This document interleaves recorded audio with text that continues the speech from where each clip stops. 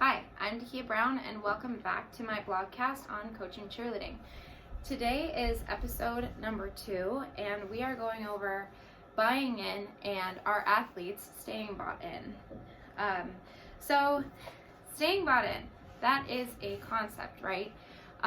So I like to think of the people who are bought in as like the diehards.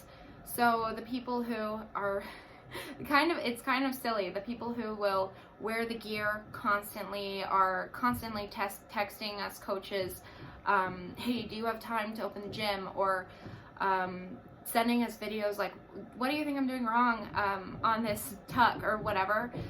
Those are the diehards. Those are the kids who are bought in. And I want to talk about how we get our kids, our athletes, to that point. This has definitely been a challenge for me as a developing coach, learning how to keep that fire within the athletes in the ups and downs of their own lives, and keeping the energy at practice, out of practice, about the team and about working hard and all of those things, keeping that energy moving forward. Number one thing that I've learned so far is it's the absolute opposite of do as I say, not as I do. So it's not, I guess, the exact opposite, because really it should be do what I say as I do.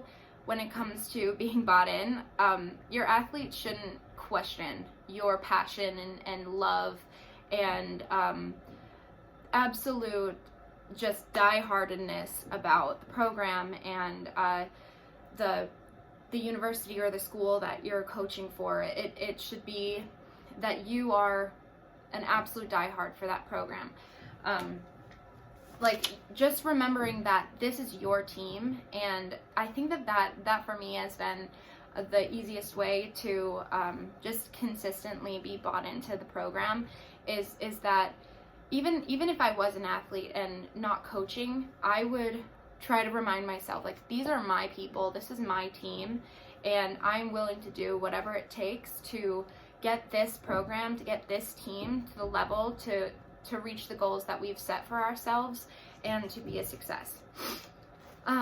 So one of the ways that also has worked for us is showing consistent progression in your goals. So last episode we talked about goal progression and setting our goals, being able to attain those goals, working hard and staying consistent on those goals, and making sure the athletes can see that those goals are in the forefront of the progression is definitely a really good way to get athletes to stay bought in.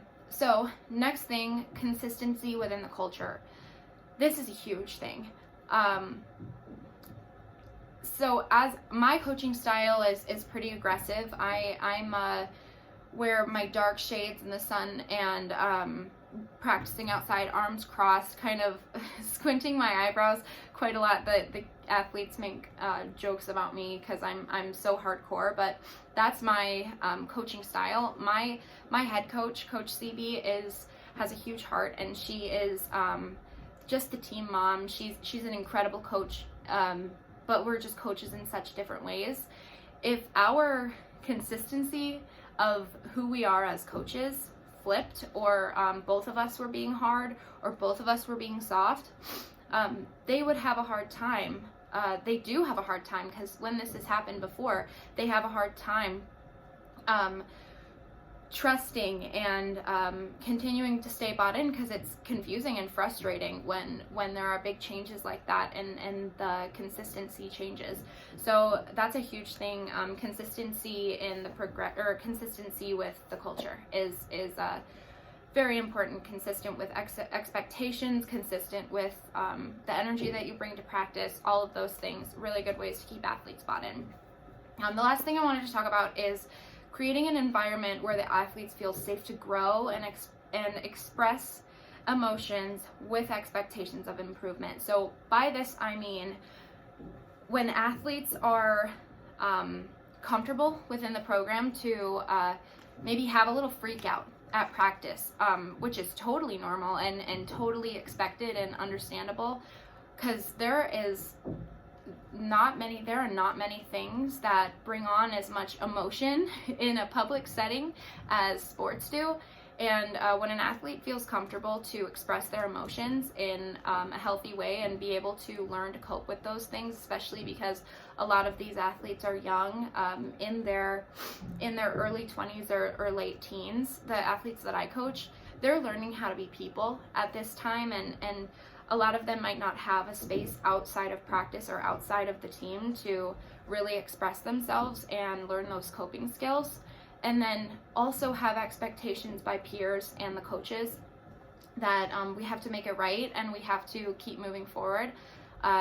Apologizing for a freak out at another athlete, at a teammate, or saying something that probably shouldn't have been said. Learning that those things don't need to be expressed that way, and then moving on from those things, and having the support and love from your team and from your coaches. Those are very important. If everybody just turns away from them, kind of shuns them, that person's going to put a wall up, and they more than likely will shut down against the program and may not return for the next upcoming season, or possibly could quit.